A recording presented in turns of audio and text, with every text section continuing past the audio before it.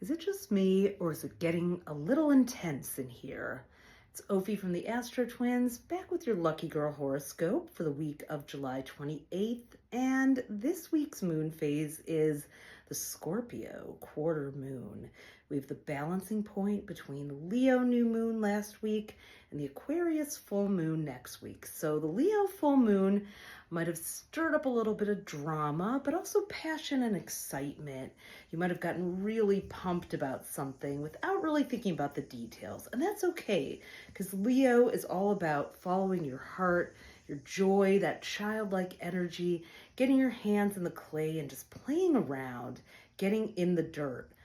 But now, a week later, at this checkpoint of the quarter moon, it's time to say, did I skip a few key details? Did I get so excited that I overlooked a couple of, crucial items? And with Mercury retrograde, the chance of that happening is even higher because we tend to skim over things and then go back and realize, oops, I missed something here. So I'm going to have to go back and rethink or revise or remap.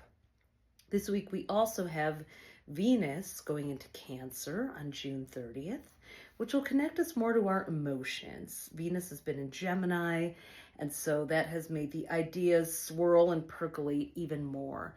Now we're going to connect with that inner creative, emotional part of ourselves and go, how do I really feel about this? It sounds like a good idea on paper, but what are my emotions and my intuition telling me? Scorpio is also, like Cancer, a water sign, so very intuitive, very psychic. If your spidey senses start tingling, do not ignore them. The same day that Venus goes into Cancer on June 30th, we have Chiron, the wounded healer, turning retrograde in Aries. So some of your second thoughts might also have to do with some old insecurities about being seen, being visible, using your voice. And in that case, I recommend not necessarily listening to those.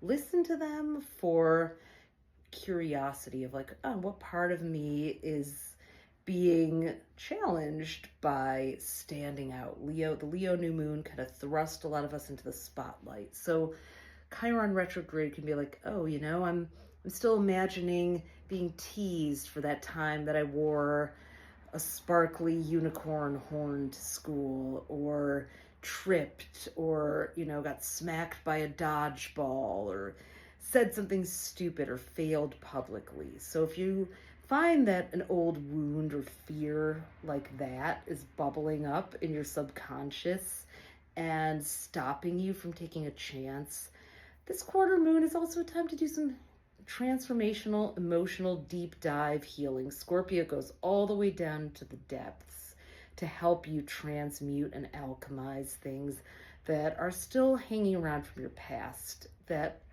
might be hidden blocks limiting you from doing what you really believe or dream or desire. So at this week's new moon, which is on August 1st, but all week long, think about how you can tune those exciting desires with your deepest intuitive needs and inner voice.